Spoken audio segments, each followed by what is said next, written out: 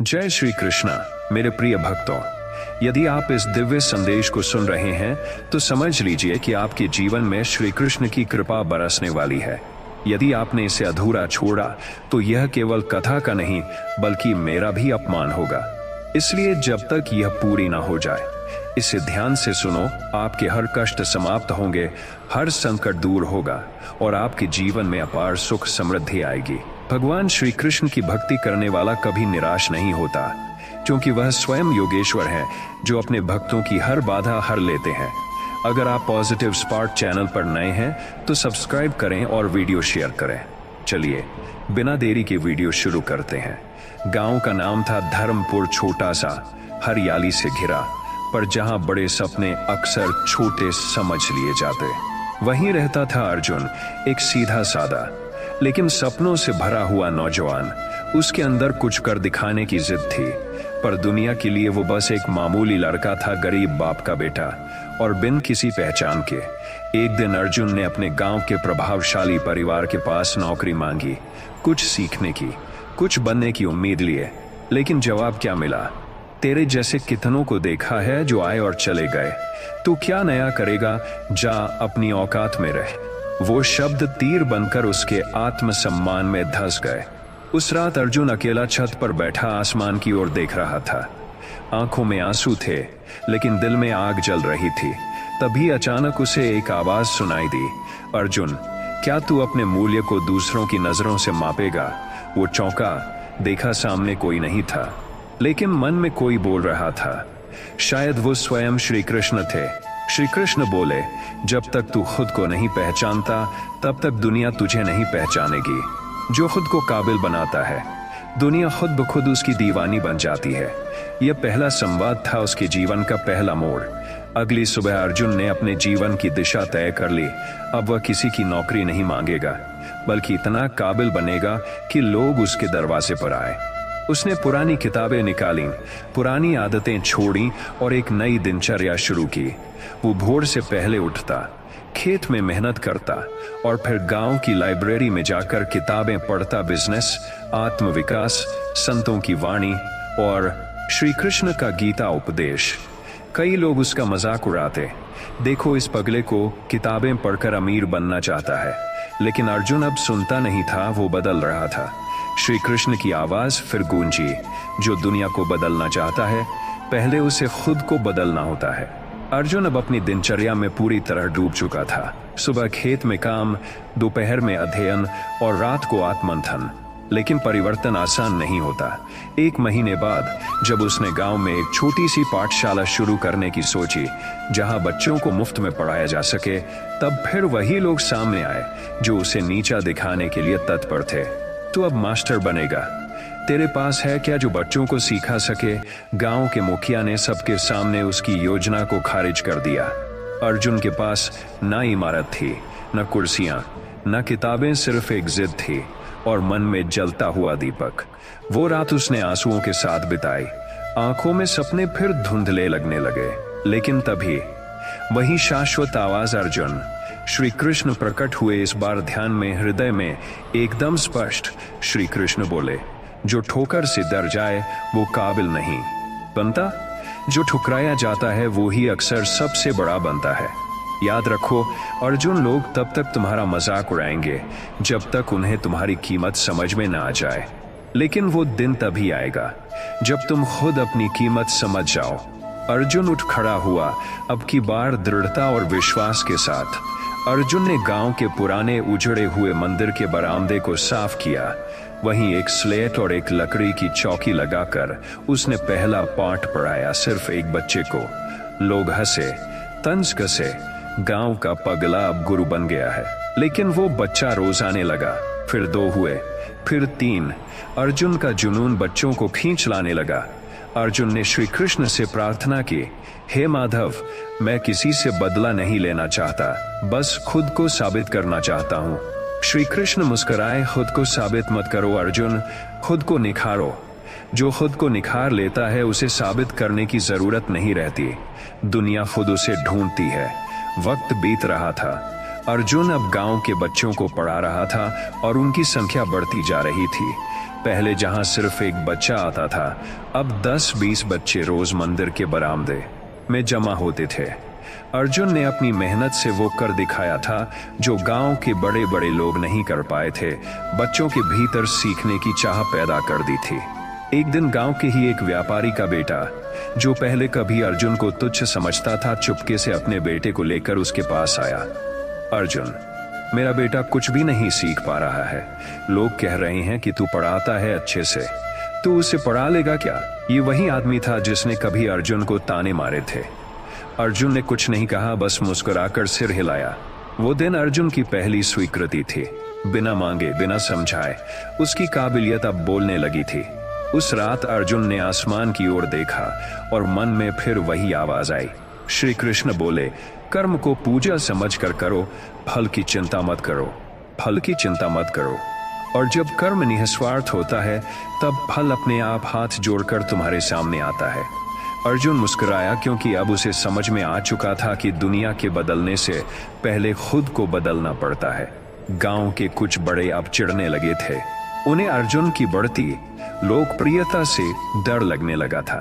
कल का गरीब अब लोगों का गुरु बन रहा है, ये कैसे बर्दाश्त करें? एक दिन गांव की चौपाल में सबके सामने अर्जुन की आलोचना की गई। कहा गया कि तू लोगों को बहका रहा है, ये शिक्षा नहीं, दिखावा है। अर्जुन चुप रहा, उसने विरोध नहीं किया। बस उस रात मंदिर के सामने दिया जलाया और आंखें बंद करके बैठ गया। फिर मन में गूंजा एक शांत स्वर, अर्जुन, लोग तुम्हारी रफ्तार से नहीं, तुम्हारे उजाले से डरते हैं, इसलिए तुम्हें रोकने की कोशिश करेंगे। लेकिन जो दीप बन जाए वो अंधेरे से नहीं डरता।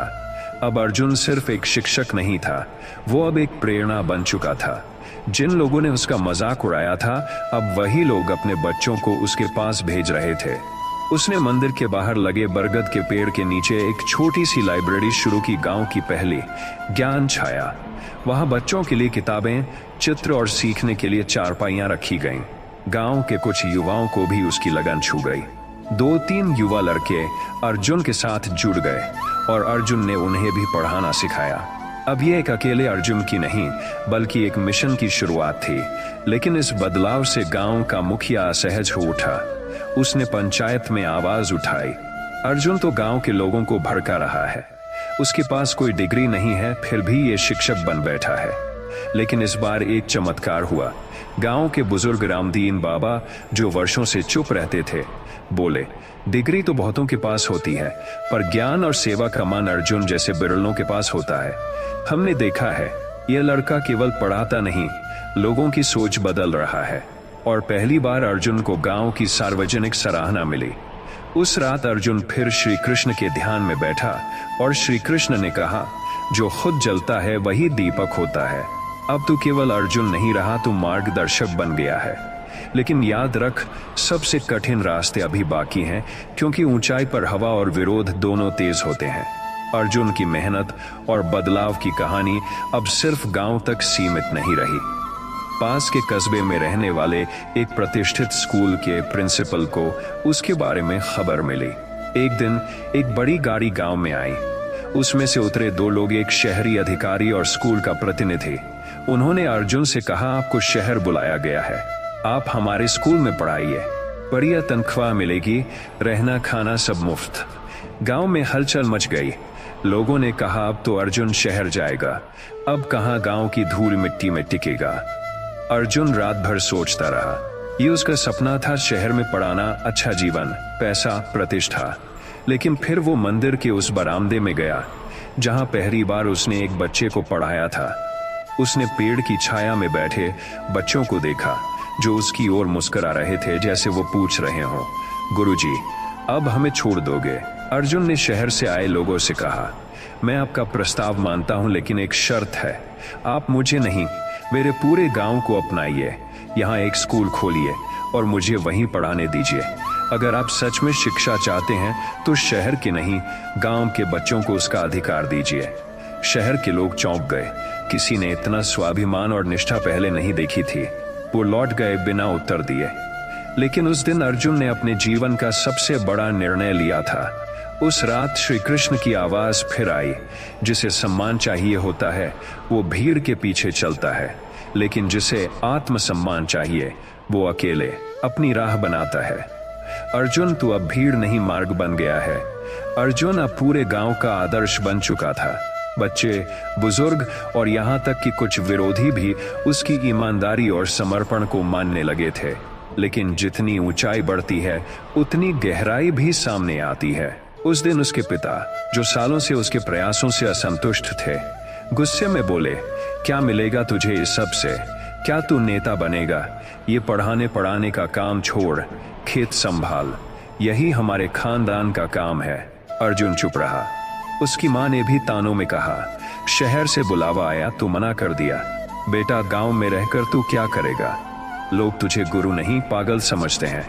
ये वही लोग थे जिनके लिए अर्जुन ने सब कुछ छोड़ा था, जिनके लिए उसने जिंदगी के सारे आराम त्याग दिए थे। उस रात अर्जुन टूटा नहीं, लेकिन भीतर कुछ बिखर गया। वो मंदिर में गया और श्री कृष्ण से बोला, मधुसूदन, क्या जब हम सही रास्ते पर होते हैं तब अपने ही क्यों सबसे ज्यादा दुख देते हैं? धीरे धीरे उसकी आंखें बंद हुईं और कृष्ण की शांत गूंजती हुई वाणी उसके भीतर आई। अर्जुन, जब तू दूसरों जैसा बनने से इनकार करता है तब तुझसे सबसे पहले तेरे अपने डरने लगते हैं, क्योंकि तू उन्हें उनकी ही सीमाएं दिखा देता है। याद रख, जो तू कर रहा है वो सिर्फ शिक्षा नहीं, वो बदलाव है, और बदलाव हमेशा अपनों से ही विरोध पाता है। अर्जुन ने आंसू पोंछे और अगली सुबह वो पहले से भी ज्यादा दृढ़ संकल्प के साथ उठा।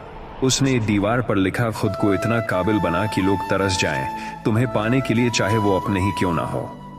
अर्जुन के आत्मसंकल्प ने गांव की मिट्टी में हलचल मचा दी थी। अब हर माता पिता चाहता था कि उनका बच्चा अर्जुन से पढ़े। अर्जुन ने कोई फीस नहीं ली, लेकिन बदले में हर छात्र से एक वादा करवाया, तुम्हें पढ़ लिख कर इस गांव को कभी नीचा नहीं दिखाना है, और जहां भी जाओ दूसरों की मदद करना है। गांव के पुराने स्कूल भवन को साफ किया गया। वहां अर्जुन ने अपने छात्रों और साथियों के साथ ज्ञान मंदिर की नींव रखी, एक ऐसा स्थान जहां शिक्षा, संस्कार और सेवा तीनों मिलते थे। लेकिन अब एक नई चुनौती सामने आई। गांव का एक प्रभावशाली नेता, जो पहले अर्जुन का विरोधी था, उसे देखकर जलने लगा। उसने पंचायत में आरोप लगाया, ये लड़का लोगों को भड़का रहा है, इसकी लोकप्रियता मेरे लिए खतरा बन रही है, इसे रोका जाना चाहिए। वो चाह रहा था कि अर्जुन या तो गांव छोड़े या फिर उसके अधीन काम करे।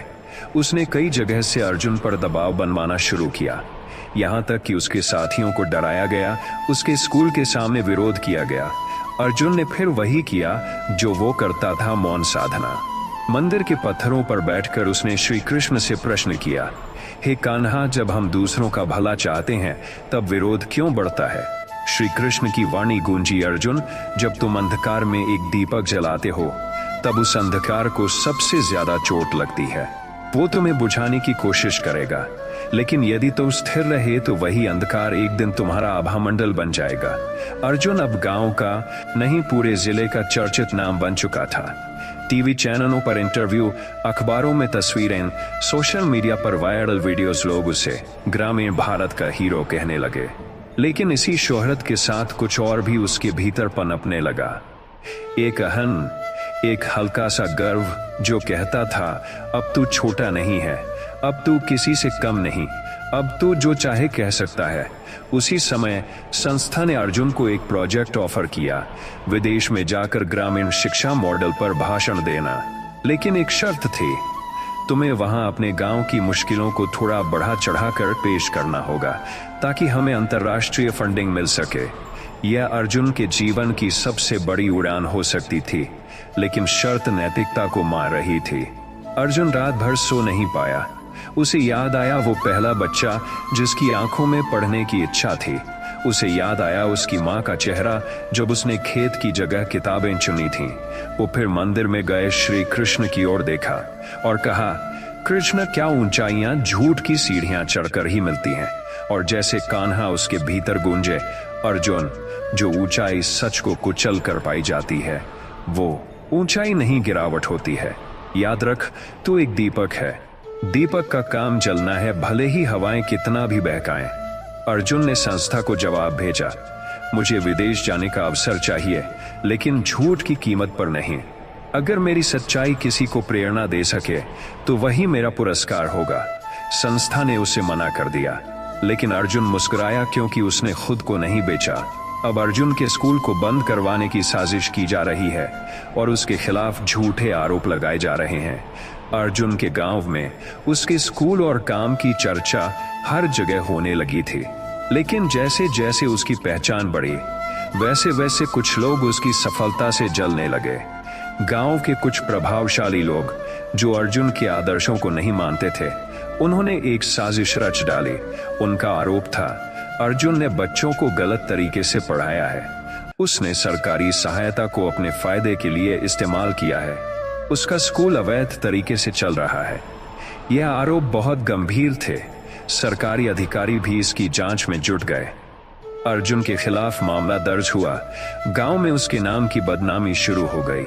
मीडिया में भी रिपोर्ट्स आने लगीं, जहां अर्जुन को बेईमानी और धोखेबाज बताया जा रहा था। अर्जुन बहुत दुखी था, लेकिन उसका आत्मसंस्कार और विश्वास उसे कभी नहीं छोड़ता था। उसने खुद से कहा, अगर मैं सच हूं तो इस तूफान को भी पार कर लूंगा। लेकिन क्या यह सच है? क्या मैंने किसी से धोखा किया? वह फिर से श्री कृष्ण के पास गया, उसी मंदिर में जहां पहले उसने अपना जीवन समर्पित किया था। उसने कहा, कृष्ण, क्या आप मुझे सच को साबित करने के लिए लड़ना चाहिए? श्री कृष्ण की वाणी आई, अर्जुन, जो अपना मार्ग छोड़कर दूसरों के आरोपों का सामना करता है वह कभी हारता नहीं। तुम सच को अपनी ढाल बनाओ और किसी भी आंधी से डरना मत। याद रखो, तुम्हारी अच्छाई से बड़ा कोई शस्त्र नहीं। अर्जुन ने अपनी शिक्षा प्रणाली को धीरे धीरे और बड़े पैमाने पर लागू करना शुरू किया। अब उसकी प्रणाली न केवल ग्रामीण इलाकों में बल्कि शहरी क्षेत्रों में भी फैलने लगी थी। उसकी कार्यशैली और प्रयासों से अब बहुत से लोग जुड़ने लगे थे। लेकिन जैसे जैसे उसकी पहचान बढ़ी वैसे वैसे एक नई चुनौती भी सामने आई। कुछ बड़े निजी स्कूल और कंपनियां जो पहले उसकी सफलता पर नजर रख रही थीं, अब उसे अपने तरीके से काम करने के लिए प्रेरित करने लगीं। वे उसे अपने कार्यक्रम में शामिल होने का प्रस्ताव देने आए, लेकिन उनके प्रस्ताव में कुछ बातें ऐसी थीं जो अर्जुन के सिद्धांतों से मेल नहीं खाती थीं।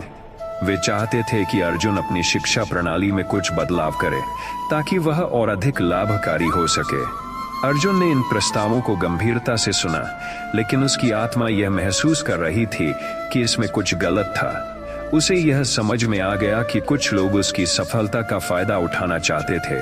उन्हें सिर्फ खुद के लाभ की चिंता थी, न कि उन बच्चों की जिनके लिए वह काम कर रहा था। एक दिन अर्जुन ने एक बड़ा निर्णय लिया और उसने उस संस्था के साथ बातचीत बंद कर दी। लेकिन इससे पहले कि वह यह कदम उठाता, वह फिर से श्री कृष्ण के पास गया और वही सवाल पूछा जो उसके दिल में था, कृष्ण, अब मुझे यह समझ नहीं आ रहा है। मैं अपने सिद्धांतों से समझौता नहीं करना चाहता, लेकिन मुझे लगता है कि यह मौका मेरे लिए बहुत बड़ा हो सकता है। क्या मुझे इसे स्वीकार करना चाहिए? श्री कृष्ण की वाणी फिर से सुनाई दी, अर्जुन, सफलता वह नहीं होती जो तुम्हें दिखाने के लिए मिले। सफलता वह होती है जो तुम्हारी आत्मा में सच्चाई के साथ बसी हो। जब तुम अपने सिद्धांतों के लिए खड़े रहते हो तब तुम अपनी सच्ची पहचान पा रहे होते हो। अगर तुम्हारी सफलता केवल तुम्हारी आत्मा के साथ मेल खाती है तो वह हमेशा स्थायी और सच्ची होती है। और अगर तुम्हारे मार्ग पर कोई ऐसा आता है जो तुम्हें अपने सिद्धांतों से समझौता करने के लिए कहे, तो समझो कि वह तुम्हारी सफलता को अधूरा बनाना चाहता है। अर्जुन ने फिर से अपने भीतर गहरी शांति महसूस की। उसने तय किया कि वह कभी भी अपनी सच्चाई से समझौता नहीं करेगा, चाहे जो भी हो। उसने उन संस्थाओं को मना कर दिया और अपने मिशन को उसी तरह जारी रखने का निर्णय लिया जैसे पहले वह चलता आ रहा था। इस बार अर्जुन के पास केवल एक मजबूत आत्मविश्वास और सिद्धांत थे जो उसकी सफलता की असली कुंजी बने। उसके कार्यक्रमों में और अधिक लोग जुड़ने लगे और उसकी शिक्षा प्रणाली ने अब एक नई दिशा पकड़ी। अर्जुन ने यह साबित कर दिया कि सफलता केवल बाहरी चीजों से नहीं बल्कि अंदर से आत्मसंवेदनशीलता, सिद्धांत और सच्चाई से मिलती है। अर्जुन की शिक्षा प्रणाली अब पूरी तरह से सफल हो चुकी थी। उसका काम पूरे देश में पहचान बना चुका था और उसने शिक्षा के क्षेत्र में एक नई दिशा दी थी। लेकिन जैसा कि हर सफलता के साथ होता है, उसकी राह में एक नई चुनौती सामने आई। अब उसकी सफलता को लेकर एक बड़ा सवाल उठने लगा था। एक बड़ा राजनीतिक दल और कुछ उच्च स्तरीय व्यापारिक कंपनियां अर्जुन से संपर्क करने आए और उन्हें एक बहुत बड़ा प्रस्ताव दिया। अर्जुन, हम आपकी शिक्षा प्रणाली को पूरी तरह से देश भर में लागू करने के लिए तैयार हैं, लेकिन इसमें एक शर्त है। हम चाहते हैं कि आप अपनी पद्धतियों को कुछ बदलें ताकि हमारे व्यावसायिक और राजनीतिक हित पूरे हो सकें। यह प्रस्ताव अर्जुन के लिए बहुत आकर्षक था। अगर वह इसे स्वीकार करता तो उसकी योजना को बड़े पैमाने पर लागू किया जा सकता था और वह लाखों बच्चों की जिंदगी बदल सकता था। लेकिन इस प्रस्ताव में वह सभी बदलाव थे जो उसके सिद्धांतों के खिलाफ थे। यह उसका सबसे बड़ा परीक्षा था। क्या वह अपने सिद्धांतों और सच्चाई पर अडिग रह सकता था या फिर एक बड़ा अवसर खोने के डर से समझौता कर लेता?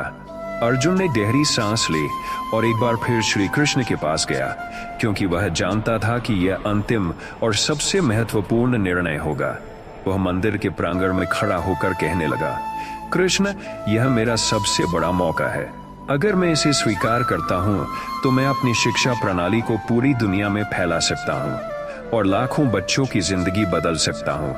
लेकिन इस प्रस्ताव में मुझे अपनी पद्धतियों को बदलने के लिए कहा जा रहा है। मुझे डर है कि अगर मैंने यह कदम उठाया तो मैं अपनी सच्चाई खो दूंगा। क्या मैं सही फैसला ले रहा हूँ? श्री कृष्ण की वाणी गूंज उठी, अर्जुन, यह जीवन तब तक सही नहीं होता जब तक तुम अपनी आत्मा के अनुरूप न चलो। सफलता और अवसर कभी भी तुम्हारी आत्मा के साथ मेल नहीं खाते जब तक तुम अपनी सच्चाई को खो नहीं देते। जो तुम्हारे भीतर शांति और संतोष देता है वही असली सफलता है। तुम जो हो वही सबसे बड़ा अवसर है। अगर तुम खुद से समझौता करते हो तो तुम वह सफलता नहीं पा सकते जो तुम्हारे अंदर है। अर्जुन ने सुना और वह समझ गया कि यह परीक्षा केवल बाहरी सफलता की नहीं थी, बल्कि आंतरिक सत्य और सिद्धांतों की थी। उसने दृढ़ निश्चय किया कि वह अपने सिद्धांतों को नहीं छोड़ेगा, चाहे जो भी हो। वह जानता था कि सही रास्ता हमेशा कठिन होता है, लेकिन वही रास्ता उसे शांति और संतोष देगा। अर्जुन ने प्रस्ताव को मना कर दिया और अपनी शिक्षा प्रणाली को उसी रूप में जारी रखा जैसे उसने शुरू किया था। उसने यह साबित कर दिया कि सच्ची सफलता सिर्फ बाहरी पहचान और समृद्धि में नहीं, बल्कि आत्म संवेदनशीलता और सिद्धांतों पर चलने में होती है। अर्जुन ने अपने सिद्धांतों को एक नई ऊंचाई पर पहुंचाया और उसकी सफलता अब न केवल बाहरी दुनिया में बल्कि आंतरिक रूप से भी परिपूर्ण हो गई थी। उसने यह सिद्ध कर दिया कि जो अपने सिद्धांतों से समझौता नहीं करता वही असली सफलता प्राप्त करता है। अब अर्जुन ने अपनी पूरी यात्रा को पूर्ण किया। क्या आप चाहते हैं कि मैं इस कहानी को समेट दूं या कुछ और जोड़ूं?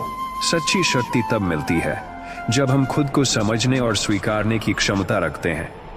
श्री कृष्ण की शिक्षाएं हमें यह सिखाती हैं कि आत्मसम्मान कभी बाहरी घटनाओं से नहीं आता, बल्कि यह हमारे भीतर की आंतरिक शक्ति से उत्पन्न होता है। जब हम खुद से ईमानदार होते हैं और अपने कार्यों के प्रति सच्चे रहते हैं तो दुनिया की आलोचनाएं और आलोचकों का कोई असर नहीं होता। आत्मसम्मान का सबसे बड़ा रूप यह है कि हम अपनी कमजोरी को स्वीकार कर उसे सुधारने का प्रयास करें, बजाय इसके कि हम अपनी गलतियों को छिपाने की कोशिश करें। श्री कृष्ण ने हमें यह सिखाया कि किसी भी स्थिति में हमें अपने कर्तव्यों से भागना नहीं चाहिए और न ही किसी भी बाहरी चुनौती से डरना चाहिए।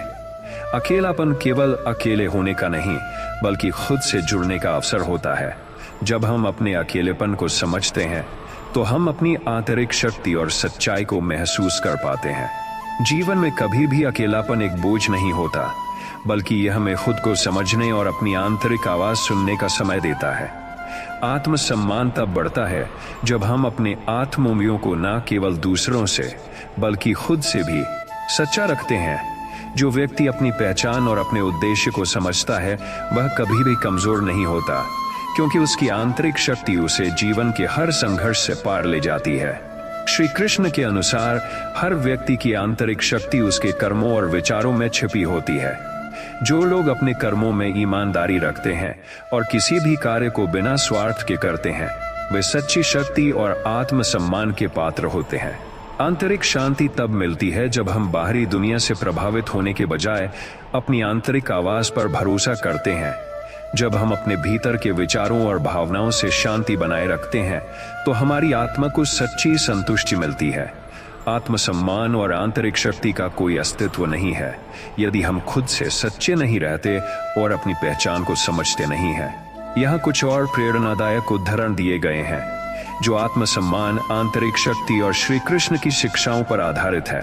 जब हम खुद को समझने और आत्मसम्मान को महत्व देने लगते हैं तो दुनिया की आलोचनाएं और अपेक्षाएं हमारे लिए कोई मायने नहीं रखते। श्री कृष्ण ने हमें यही सिखाया है कि आत्मसम्मान तभी संभव है जब हम अपने भीतर की शक्ति को पहचानें और उसे सशक्त करें। सच्ची शक्ति तब प्रकट होती है जब हम अपनी असल पहचान को जानकर उसे अपनाते हैं और हर मुश्किल में अपना संतुलन बनाए रखते हैं। जीवन में कठिनाइयां आती हैं, लेकिन जो व्यक्ति अपने आत्मसम्मान को बनाए रखता है वह कभी भी इन कठिनाइयों से टूटता नहीं है। वह अपनी आंतरिक शक्ति के माध्यम से इन सभी चुनौतियों का सामना करता है। जब हम खुद से सच्चे होते हैं तब हम जीवन की हर स्थिति को अपने तरीके से जी सकते हैं। आत्मसम्मान केवल बाहरी दिखावे से नहीं होता, बल्कि यह हमारे विचारों, कार्यों और हमारी मानसिकता पर निर्भर करता है। हम जब खुद को पूरी तरह से समझते हैं तो हमारे भीतर एक ऐसी शक्ति का जागरण होता है जो हमें किसी भी स्थिति से उबरने की शक्ति देती है। श्री कृष्ण का यह संदेश हमेशा याद रखना चाहिए कि जो अपनी आंतरिक शक्ति को पहचानता है वही सच्चा विजेता है। इस शक्ति के बल पर हम जीवन की हर कठिनाई को पार कर सकते हैं। श्री कृष्ण ने कहा था कि जब तुम अपने कर्तव्यों को बिना किसी स्वार्थ के निभाते हो तो तुम सच्चे आंतरिक शक्ति के स्वामी बन जाते हो। बाहरी दुनिया की परेशानियां और अन्य लोग तुम्हारे आत्मसम्मान को प्रभावित नहीं कर सकते। जब हम अपनी आत्मा से जुड़ते हैं और उसकी आवाज को सुनते हैं तो हम पाएंगे कि हमारे भीतर जो शक्ति है वह हमें जीवन की हर बाधा को पार करने के लिए पर्याप्त है। आत्मसम्मान और आंतरिक शक्ति का असली मतलब है अपनी सच्चाई को स्वीकार करना और बिना किसी भय के अपने रास्ते पर चलते रहना। आत्मसम्मान का असली रूप तब प्रकट होता है जब हम खुद से प्रेम करते हैं, अपनी गलती को स्वीकारते हैं और अपने जीवन के हर पहलू में ईमानदारी रखते हैं। जीवन की सबसे बड़ी शक्ति यह है कि हम अपनी पहचान को समझते हुए अपनी आत्मा से जुड़ते हैं और अपने निर्णयों में सच्चाई बनाए रखते हैं। श्री कृष्ण ने हमें यह बताया कि किसी भी परिस्थिति में हमें खुद को कमजोर महसूस नहीं होने देना चाहिए, क्योंकि आंतरिक शक्ति और आत्मसम्मान हमें उन सभी मुश्किलों से बाहर निकलने की ताकत देते हैं जिनका सामना हम करते हैं। जब हम अपने भीतर की शक्ति को पहचानते हैं तो हमें किसी और से स्वीकार्यता की आवश्यकता नहीं होती। हम अपनी दुनिया को अपने तरीके से जीने के लिए स्वतंत्र होते हैं। आत्मसम्मान तब होता है जब हम खुद से सच्चे होते हैं और किसी भी बाहरी दबाव को अपने जीवन के रास्ते में नहीं आने देते। श्री कृष्ण का यह शिक्षा है कि आत्मसम्मान और आंतरिक शक्ति हमें जीवन में सफलता की वास्तविक कुंजी देते हैं। जब हम खुद से प्यार करते हैं और अपनी पहचान को स्वीकारते हैं तो दुनिया भी हमें उसी तरीके से स्वीकार करती है जैसा हम खुद को समझते हैं। इस प्रकार हमें अपनी आंतरिक शक्ति को पहचानने और आत्मसम्मान बनाए रखने की आवश्यकता है, क्योंकि यही हमें जीवन के हर संघर्ष में विजय दिलाती है। श्री कृष्ण की शिक्षाएं हमें यही सिखाती हैं कि जब हम अपने कर्तव्यों और विचारों में ईमानदार होते हैं तो हम किसी भी संकट का सामना पूरे साहस और धैर्य के साथ कर सकते हैं। सच्ची शक्ति यह नहीं है कि हम कितनी बार गिरते हैं, मिलती यह हमारे विचारों, कर्मों और जीवन के दृष्टिकोण से बनती है। इस प्रकार जीवन की हर कठिनाई, हर संघर्ष और हर परीक्षा में हम अपनी आंतरिक शक्ति को पहचान सकते हैं और श्री कृष्ण की शिक्षाओं के अनुसार आत्मसम्मान बनाए रख सकते हैं। जब हम खुद को समझते हैं और अपनी शक्ति को पहचानते हैं तो हमें जीवन के किसी भी चक्रव्यूह से बाहर निकलने की शक्ति मिल जाती है। श्री कृष्ण ने हमें यह सिखाया कि जब हम अपनी आंतरिक शक्ति को पहचानते हैं और उसे अपनी दिशा में प्रयोग करते हैं तो कोई भी संघर्ष हमें झुका नहीं सकता। आत्मसम्मान का मतलब यह नहीं है कि हम दूसरों से बेहतर हैं, बल्कि इसका मतलब है कि हम खुद को समझते हैं और अपनी कमजोरियों को स्वीकारते हुए उन्हें बेहतर बनाने की कोशिश करते हैं। जब हम अपने भीतर की ताकत को पहचान लेते हैं तो बाहरी दुनिया की सभी बाधाएं हमारे सामने छोटी सी लगने लगती हैं। हमेशा याद रखें कि आत्मसम्मान और आंतरिक शक्ति उस क्षण से शुरू होती है जब हम खुद को स्वीकार करते हैं। जब तक हम खुद को पूरी तरह से नहीं समझते तब तक हम किसी बाहरी व्यक्ति या परिस्थिति से स्वीकृति की उम्मीद नहीं कर सकते। श्री कृष्ण ने हमें यह उपदेश दिया कि जब हम अपनी शक्तियों और कमजोरियों को स्वीकार कर चलते हैं तो हम जीवन के हर तूफान को शांति से पार कर सकते हैं। खुद से सच्चे रहकर और आत्मविश्वास के साथ जब हम अपने रास्ते पर चलते हैं तो हमारी यात्रा में कोई भी रुकावट नहीं आ सकती। श्री कृष्ण का संदेश हमेशा यह था कि हमें किसी भी स्थिति में अपने आत्मसम्मान को बनाए रखना चाहिए। जब हम अपनी अंतरात्मा से जुड़े रहते हैं तब हमारी आंतरिक शक्ति हमें सभी मुश्किलों का सामना करने के लिए तैयार करती है। जब हम खुद से सच्चे रहते हैं तो हमें जीवन में कभी भी असफलता का सामना नहीं करना पड़ता। जीवन में सच्ची खुशी तब मिलती है जब हम खुद को समझते हैं, खुद को स्वीकार करते हैं और किसी भी संघर्ष से डरने की बजाय उसे अपनी शक्ति के रूप में देखते हैं। आत्मसम्मान और आंतरिक शक्ति का असली रहस्य यह है कि हमें अपने लक्ष्य की ओर निरंतर बढ़ते रहना चाहिए, चाहे कितनी भी मुश्किलें आ जाए। श्री कृष्ण ने कहा था, जो व्यक्ति अपने कार्यों में ईमानदारी और निष्ठा रखता है वह कभी भी अपने रास्ते से भटकता नहीं है। हमें यह याद रखना चाहिए कि जब हम अपने कर्तव्यों को निष्कलंक रूप से करते हैं और बिना किसी स्वार्थ के, तो हमें जीवन में सफलता और आंतरिक संतुष्टि दोनों मिलती है। आत्मसम्मान और आंतरिक शक्ति का सबसे सशक्त रूप यह है कि हम खुद को स्वीकारते हुए अपनी कमियों और खूबियों दोनों के साथ सशक्त रहते हैं। जब हम अपने जीवन में एक निश्चित उद्देश्य के साथ आगे बढ़ते हैं तो हम पाते हैं कि जीवन की हर चुनौती एक अवसर बन जाती है। श्री कृष्ण ने यही सिखाया है कि किसी भी चुनौती का सामना हम सिर्फ तभी कर सकते हैं जब हमारे भीतर आत्मसम्मान और आंतरिक शक्ति हो। हमारे जीवन में जो भी दुख और संघर्ष आते हैं वे हमें खुद को पहचानने का मौका देते हैं। यही समय है जब हम अपने भीतर की शक्ति को पहचान सकते हैं। श्री कृष्ण ने कहा था कि हमारी असली ताकत हमारे भीतर ही है और जब हम इसे पहचानते हैं तो कोई भी परिस्थिति हमें तोड़ नहीं सकती। आत्मसम्मान और आंतरिक शक्ति के साथ जब हम अपने मार्ग पर चलते हैं तो हमें जीवन के हर कठिन रास्ते पर विजय मिलती है। जब हम अपनी आत्मा की आवाज को सुनते हैं और उसे सच्चे मन से समझते हैं तब हम किसी भी परिस्थिति में खुद को खोते नहीं हैं। श्री कृष्ण ने यह सिखाया कि आत्मसम्मान तभी मजबूत होता है जब हम अपने कर्तव्यों को बिना किसी स्वार्थ और भय के निभाते हैं। जो व्यक्ति अपने लक्ष्य के प्रति समर्पित होता है वह हर तरह की कठिनाई का सामना साहस के साथ करता है। हमें यह समझना चाहिए कि आत्मसम्मान और आंतरिक शक्ति हमें अपने भीतर से मिलती है और जब हम अपने विचारों में शांति और स्थिरता बनाए रखते हैं तो हम हर समस्या को सुलझाने में सक्षम होते हैं। श्री कृष्ण की शिक्षा हमें यह सिखाती है कि हमारी सच्ची शक्ति केवल हमारे भीतर ही छिपी होती है। दुनिया की कठिनाइयां, आलोचनाएं या अपमान हमें तभी प्रभावित कर सकती हैं जब हम खुद को कमजोर मानते हैं। यदि हम अपने आत्मसम्मान को बनाए रखते हैं तो कोई भी नकारात्मकता हमें हानि नहीं पहुंचा सकती। आत्मसम्मान का मतलब यह नहीं है कि हम दूसरों से श्रेष्ठ हैं, बल्कि इसका अर्थ है कि हम अपनी खुद की श्रेष्ठता को पहचानते हैं और हर परिस्थिति में अपनी शांति बनाए रखते हैं। श्री कृष्ण ने हमें यह सिखाया कि आत्मसम्मान और आंतरिक शक्ति हमें बाहरी दुनिया से नहीं मिलती, बल्कि यह हमारे अपने कर्मों और विचारों में छिपी होती है। जब हम अपनी आंतरिक शक्ति को पहचानते हैं तो हम किसी भी चुनौती का सामना कर सकते हैं। आत्मसम्मान का असली रूप तब सामने आता है जब हम खुद से सच्चे होते हैं और अपनी सच्चाई से कभी समझौता नहीं करते। जीवन में किसी भी स्थिति में घबराना नहीं चाहिए, क्योंकि हमारी आंतरिक शक्ति हमें हर मुश्किल से बाहर निकालने के लिए पर्याप्त होती है। आत्मसम्मान और आंतरिक शक्ति का सबसे बड़ा रूप यह है कि हम खुद को पूरी तरह से स्वीकार करते हैं।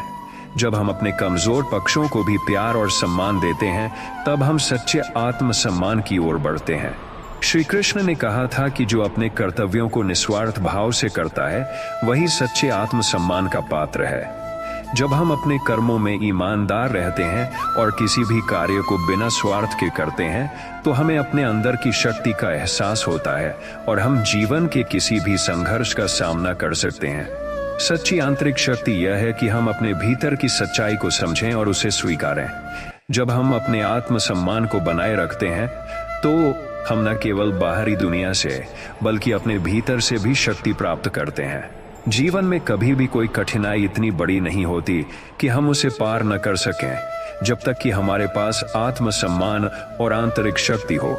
श्री कृष्ण ने हमें यह सिखाया है कि आत्मविश्वास और आंतरिक शक्ति से भरा व्यक्ति किसी भी परिस्थिति में कभी नहीं हारता, क्योंकि उसकी सच्ची शक्ति उसके भीतर छिपी होती है।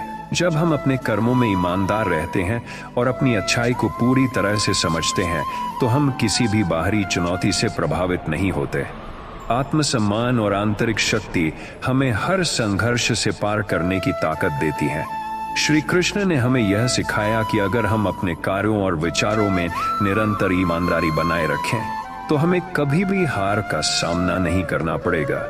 हमारी आंतरिक शक्ति हमें जीवन में हर कठिनाई का सामना करने के लिए तैयार करती है और हमें हर स्थिति में शांति बनाए रखने की शक्ति देती है। तो हम समझ पाते हैं कि जीवन की समस्याएं केवल हमें मजबूत बनाने के लिए आती हैं। श्री कृष्ण ने हमें यह सिखाया है कि आत्मसम्मान और आंतरिक शक्ति का असली मतलब यह है कि हम अपनी कमजोरियों को स्वीकार करते हुए उन्हें अपनी ताकत में बदलने की क्षमता रखते हैं। जो व्यक्ति अपनी आंतरिक ताकत से जुड़ा होता है वह दुनिया की किसी भी चुनौती से हार नहीं सकता। हमें कभी भी अपने आत्मसम्मान को छोटा नहीं समझना चाहिए, क्योंकि यही हमारी सबसे बड़ी ताकत है। जब हम अपने कर्तव्यों में निष्ठा रखते हैं और बिना किसी स्वार्थ के कार्य करते हैं तो आत्मसम्मान और आंतरिक शक्ति अपने आप बढ़ती जाती है। हमारे जीवन में आने वाली हर कठिनाई एक अवसर है जिससे हम अपने आत्मसम्मान और आंतरिक शक्ति को और मजबूत बना सकते हैं। श्री कृष्ण ने यह बताया कि जब हम अपने कार्यों में सच्चाई और ईमानदारी रखते हैं तो हमें अपने भीतर की शक्ति का एहसास होता है। यह शक्ति हमें किसी भी संघर्ष या चुनौती का सामना करने की प्रेरणा देती है। जो व्यक्ति अपनी आंतरिक शक्ति पर विश्वास करता है वह किसी भी प्रकार की बाहरी परेशानी से नहीं डरता। हमें यह समझना चाहिए कि हमारी असली शक्ति हमारे भीतर है और जब हम इसे पहचानते हैं तो हम किसी भी मुश्किल से बाहर निकल सकते हैं। श्री कृष्ण ने हमें यह सिखाया है कि जो अपने कर्तव्यों में निष्ठा रखते हैं और किसी भी स्थिति में अपने उद्देश्य से भटकते नहीं हैं, वही सच्ची आंतरिक शक्ति और आत्मसम्मान का मालिक होता है। जब हम खुद को जानने की कोशिश करते हैं और अपनी पहचान को समझते हैं तब हम समझ पाते हैं कि बाहरी दुनिया की सारी कठिनाइयां सिर्फ हमें परखने का तरीका होती हैं और ये हमें मजबूत बनाती है। जब हम अपनी आंतरिक शक्ति से जुड़ते हैं तो हमारी आत्मसम्मान की भावना और भी प्रगाढ़ होती है, जिससे हम हर कठिनाई को आसानी से पार कर सकते हैं। श्री कृष्ण की यह शिक्षा हमेशा याद रखने योग्य है कि जीवन के हर संघर्ष में हमें अपने आत्मसम्मान को बनाए रखना चाहिए। आत्मसम्मान का मतलब यह नहीं है कि हम खुद को दूसरों से श्रेष्ठ माने, बल्कि इसका मतलब है कि हम खुद को पूरी तरह से स्वीकार करें और अपनी पहचान को सम्मान दें। जब हम खुद से सच्चे होते हैं तो हमें किसी भी परिस्थिति का डर नहीं होता। जब हम अपनी आत्मसम्मान को बनाए रखते हैं तो जीवन की कठिनाइयां भी हमारे लिए चुनौती नहीं बनती। श्री कृष्ण ने हमें यह सिखाया है कि सच्चा आत्मसम्मान तभी आता है जब हम खुद को पूरी तरह से स्वीकार करते हैं और अपने भीतर की शक्ति को पहचानते हैं। जब हम अपने कर्मों में ईमानदारी रखते हैं और अपने उद्देश्य से जुड़े रहते हैं तो हम किसी भी परिस्थिति का सामना करने के लिए तैयार रहते हैं। आत्मसम्मान और आंतरिक शक्ति एक दूसरे के पूरक होते हैं और जब दोनों में संतुलन होता है तो हम जीवन में सफलता प्राप्त करते हैं। श्री कृष्ण का उपदेश यह है कि आत्मसम्मान का मतलब यह नहीं है कि हम खुद को दूसरों से श्रेष्ठ समझें, बल्कि इसका मतलब यह है कि हम खुद से सच्चे रहें और अपनी असली पहचान को समझें। जब हम अपनी पहचान से जुड़े रहते हैं तो हमें किसी से भी तुलना करने की आवश्यकता नहीं होती। आत्मसम्मान उसी समय बढ़ता है जब हम अपने कर्मों को बिना किसी स्वार्थ के करते हैं और खुद को बिना किसी भय के स्वीकार करते हैं। श्री कृष्ण ने हमें यही सिखाया कि जब हम अपने कर्तव्यों को सही तरीके से निभाते हैं तो हम न केवल आत्मसम्मान बढ़ाते हैं बल्कि आंतरिक शक्ति भी प्राप्त करते हैं। जब हम खुद से सच्चे रहते हैं और अपने उद्देश्य को स्पष्ट रूप से पहचानते हैं, तो हमें बाहरी दुनिया की कोई भी नकारात्मकता प्रभावित नहीं करती। श्री कृष्ण ने कहा था, जो अपना धर्म निभाता है वही सच्चा बलशाली होता है, और यही हमें आत्मसम्मान और आंतरिक शक्ति का असली रूप दिखाता है। जब हम किसी भी स्थिति में अपने कर्तव्यों को ईमानदारी से निभाते हैं, तो हमारी आंतरिक शक्ति बढ़ती है और आत्मसम्मान बनाए रहता है। किसी भी प्रकार की विपत्ति या संघर्ष हमें अपनी दिशा से नहीं हटा सकता, जब तक कि हम अपने उद्देश्य और कर्मों में निष्ठा बनाए रखते हैं। जब हम आंतरिक शांति और आत्मसम्मान को समझते हैं, तो हमें बाहरी परिस्थितियों से घबराने की आवश्यकता नहीं होती। श्री कृष्ण ने यह सिखाया है कि हमारे आत्मसम्मान और आंतरिक शक्ति का कोई भी बाहरी व्यक्ति या स्थिति मूल्य नहीं कर सकती। ये सिर्फ हमारे भीतर होता है और हमें इसे पहचानने की आवश्यकता होती है। श्री कृष्ण ने हमेशा यह कहा कि जीवन में सच्चा मार्ग वही है जो हमें हमारी आत्मा से जोड़ता है। जब हम अपनी आत्मा के साथ जुड़े रहते हैं, तो हमें कोई भी बाहरी प्रभाव नहीं हरा सकता। आत्मसम्मान का असली रूप तब प्रकट होता है जब हम खुद से सच्चे रहते हैं और जीवन के हर पहलू में ईमानदारी से कदम बढ़ाते हैं।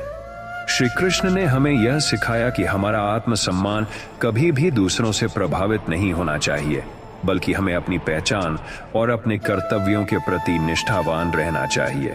यही सच्चा आत्मसम्मान है और यही हमें आंतरिक शक्ति प्रदान करता है। जब हम आत्मसम्मान और आंतरिक शक्ति से जुड़ते हैं, तो हमें किसी भी प्रकार के भय का सामना नहीं करना पड़ता, क्योंकि हम अपने भीतर की ताकत से पूरी तरह सशक्त होते हैं।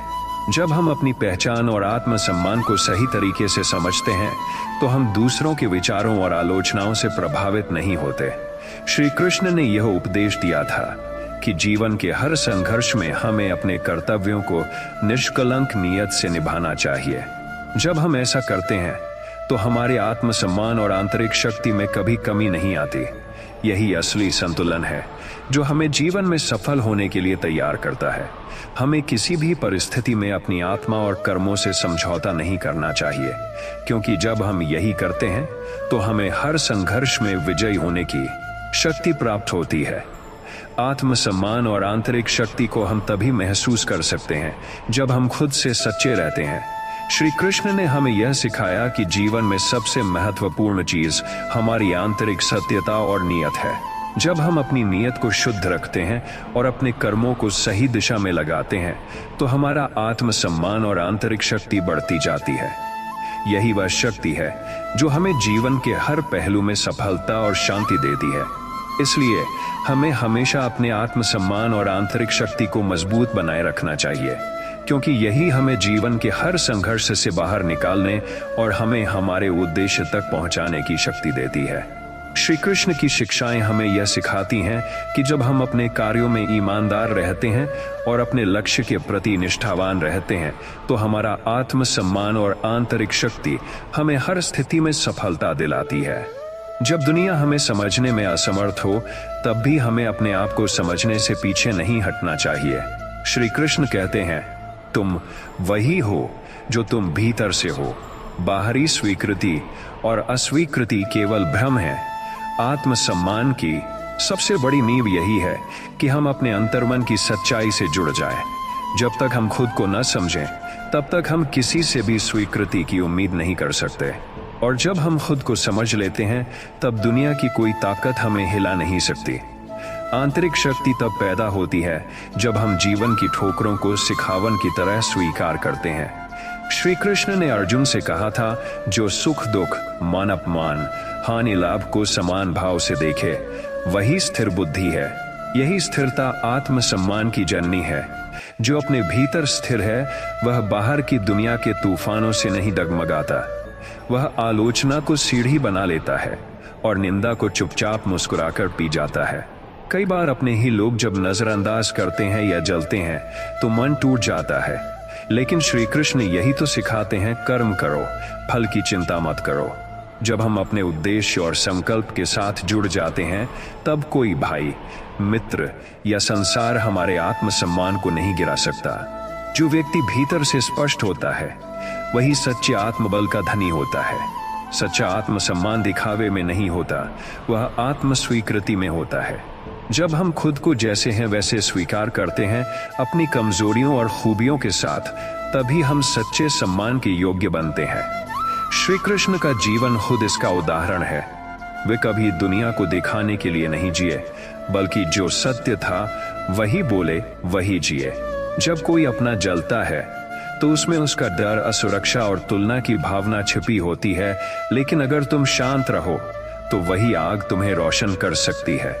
श्री कृष्ण ने कभी अपने विरोधियों से घृणा नहीं की, क्योंकि वे जानते थे प्रेम और करुणा से बड़ा कोई शस्त्र नहीं।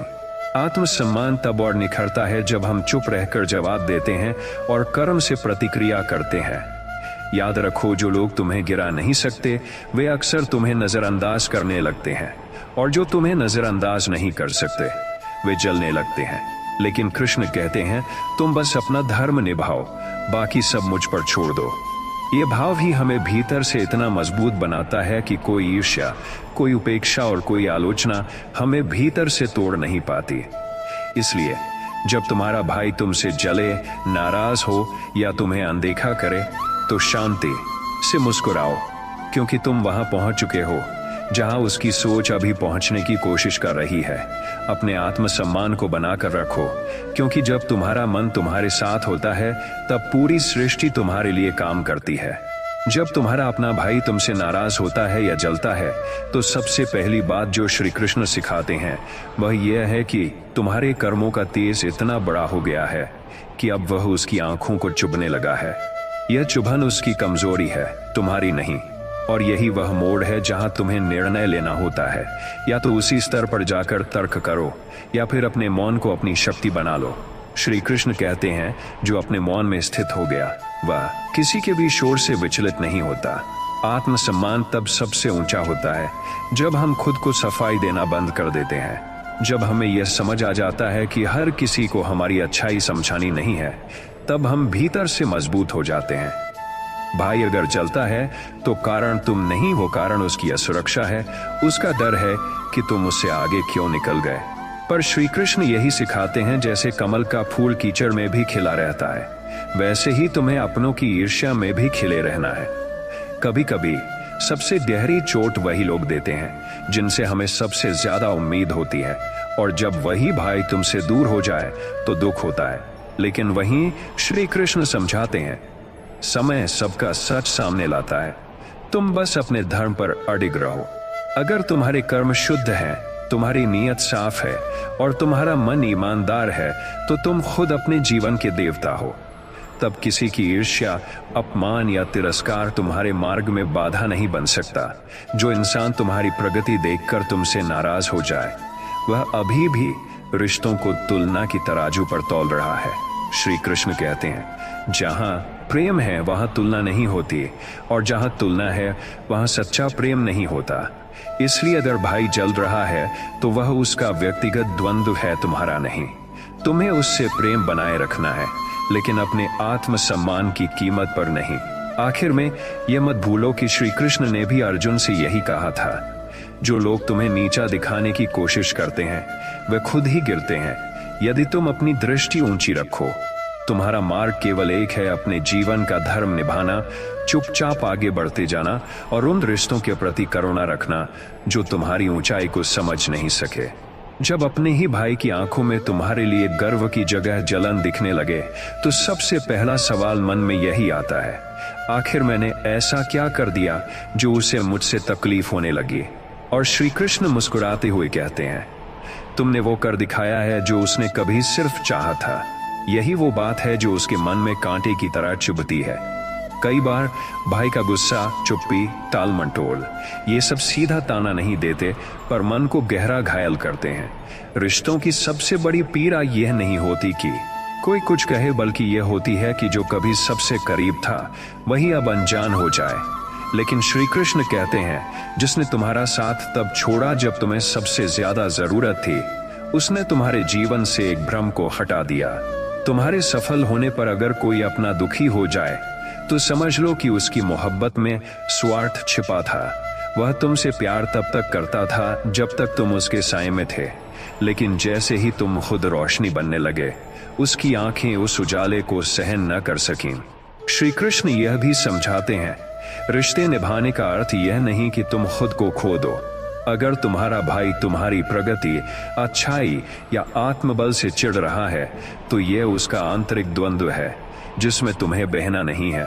तुम्हें उस द्वंद्व को देखना है, समझना है और फिर भी करुणा के साथ आगे बढ़ते रहना है। कृष्ण यही कहते हैं, तुम्हें अपनी ऊंचाई को उन लोगों की आंखों से नहीं देखना चाहिए जो खुद अपने ही कद को छोटा मान बैठे हैं। जो खुद को पूरा नहीं समझता, वो हमेशा दूसरों की संपूर्णता से डरता है। और अंत में श्री कृष्ण का एक मौन उपदेश, तुम जो हो वो बनो, शांत रहो, काम करते रहो, क्योंकि एक दिन वही भाई जो आज तुमसे जल रहा है, खुद के संघर्ष को देखकर तुम पर गर्व करना सीखेगा, अगर तुम उसकी नफरत का जवाब भी प्रेम से देते रहो। श्री कृष्ण कहते हैं, कभी कभी रिश्तों में खामोशी नफरत से भी ज्यादा जहर घोल देती है। जब भाई अचानक बात करना बंद कर दे, आंखें मिलाने से कतराने लगे और तुम्हारी सफलता पर मुस्कुराने की जगह चुप रह जाए, तब समझ जाओ बात गहरी हो चुकी है। मगर दोष तुम में नहीं, बल्कि उस असुरक्षा में है जो उसके भीतर घर कर चुकी है। एक समय था जब तुम उसके साथ बैठकर सपने देखा करते थे। उसने तुम्हें छोटी छोटी बातों में समझाया, चलना सिखाया, उठने की हिम्मत दी। लेकिन जब तुम उड़ने लगे, तब वह सोच में पड़ गया, क्या मैं पीछे छूट गया? और यहीं से शुरू होती है वो जलन जो भाई को भाई से दूर कर देती है। श्री कृष्ण यह भी कहते हैं, जिसे तुम अपना सबसे बड़ा सहारा मानते थे, अगर वही तुम्हारा विरोध करने लगे तो घबराओ मत। ये संकेत है कि अब तुम्हें अपने पंख खुद संभालने हैं। तुम्हारा भाई तुमसे इसलिए नहीं जलता कि तुम गलत हो, बल्कि इसलिए कि तुमने कुछ ऐसा कर लिया जो वह चाहकर भी नहीं कर पाया, और ये उसका दुख बन जाता है। लेकिन तुम उससे नफरत मत करना।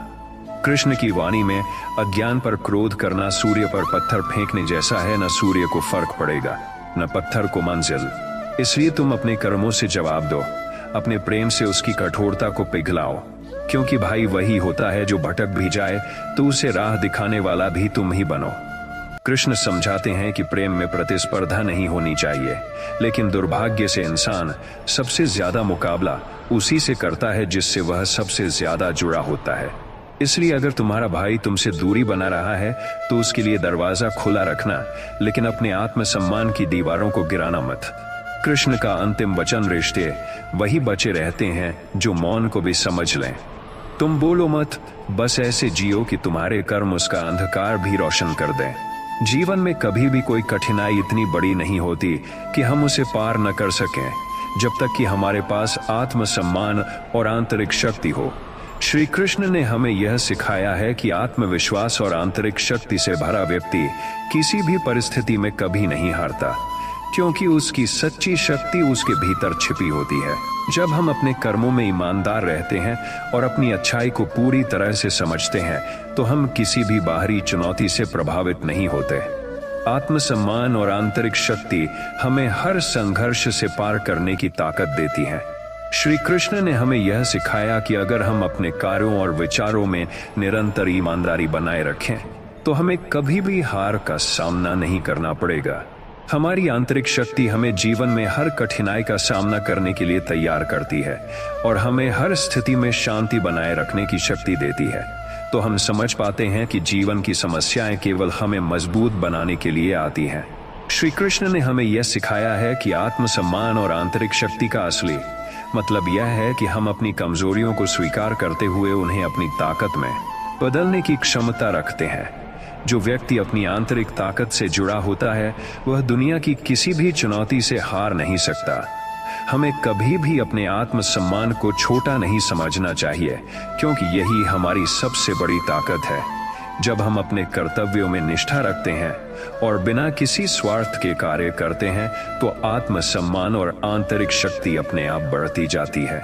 हमारे जीवन में आने वाली हर कठिनाई एक अवसर है जिससे हम अपने आत्मसम्मान और आंतरिक शक्ति को और मजबूत बना सकते हैं। श्री कृष्ण ने यह बताया कि जब हम अपने कार्यों में सच्चाई और ईमानदारी रखते हैं, तो हमें अपने भीतर की शक्ति का एहसास होता है। यह शक्ति हमें किसी भी संघर्ष या चुनौती का सामना करने की प्रेरणा देती है। जो व्यक्ति अपनी आंतरिक शक्ति पर विश्वास करता है वह किसी भी प्रकार की बाहरी परेशानी से नहीं डरता। हमें यह समझना चाहिए कि हमारी असली शक्ति हमारे भीतर है और जब हम इसे पहचानते हैं तो हम किसी भी मुश्किल से बाहर निकल सकते हैं। श्री कृष्ण ने हमें यह सिखाया है कि जो अपने कर्तव्यों में निष्ठा रखते हैं और किसी भी स्थिति में अपने उद्देश्य से भटकते नहीं हैं, वही सच्ची आंतरिक शक्ति और आत्मसम्मान का मालिक होता है। जब हम खुद को जानने की कोशिश करते हैं और अपनी पहचान को समझते हैं, तब हम समझ पाते हैं कि बाहरी दुनिया की सारी कठिनाइयां सिर्फ हमें परखने का तरीका होती हैं और ये हमें मजबूत बनाती हैं। जब हम अपनी आंतरिक शक्ति से जुड़ते हैं तो हमारी आत्मसम्मान की भावना और भी प्रगाढ़ होती है, जिससे हम हर कठिनाई को आसानी से पार कर सकते हैं। श्री कृष्ण की यह शिक्षा हमेशा याद रखने योग्य है कि जीवन के हर संघर्ष में हमें अपने आत्मसम्मान को बनाए रखना चाहिए। आत्मसम्मान का मतलब यह नहीं है कि हम खुद को दूसरों से श्रेष्ठ माने, बल्कि इसका मतलब है कि हम खुद को पूरी तरह से स्वीकार करें और अपनी पहचान को सम्मान दें। जब हम खुद से सच्चे होते हैं तो हमें किसी भी परिस्थिति का डर नहीं होता। जब हम अपनी आत्मसम्मान को बनाए रखते हैं तो जीवन की कठिनाइयां भी हमारे लिए चुनौती नहीं बनती। श्री कृष्ण ने हमें यह सिखाया है कि सच्चा आत्मसम्मान तभी आता है जब हम खुद को पूरी तरह से स्वीकार करते हैं और अपने भीतर की शक्ति को पहचानते हैं। जब हम अपने कर्मों में ईमानदारी रखते हैं और अपने उद्देश्य से जुड़े रहते हैं तो हम किसी भी परिस्थिति का सामना करने के लिए तैयार रहते हैं। आत्मसम्मान और आंतरिक शक्ति एक दूसरे के पूरक होते हैं और जब दोनों में संतुलन होता है तो हम जीवन में सफलता प्राप्त करते हैं। श्री कृष्ण का उपदेश यह है कि आत्मसम्मान का मतलब यह नहीं है कि हम खुद को दूसरों से श्रेष्ठ समझें, बल्कि इसका मतलब यह है कि हम खुद से सच्चे रहें और अपनी असली पहचान को समझें। जब हम अपनी पहचान से जुड़े रहते हैं तो हमें किसी से भी तुलना करने की आवश्यकता नहीं होती। आत्मसम्मान उसी समय बढ़ता है जब हम अपने कर्मों को बिना किसी स्वार्थ के करते हैं और खुद को बिना किसी भय के स्वीकार करते हैं। श्री कृष्ण ने हमें यही सिखाया कि जब हम अपने कर्तव्यों को सही तरीके से निभाते हैं तो हम न केवल आत्मसम्मान बढ़ाते हैं बल्कि आंतरिक शक्ति भी प्राप्त करते हैं।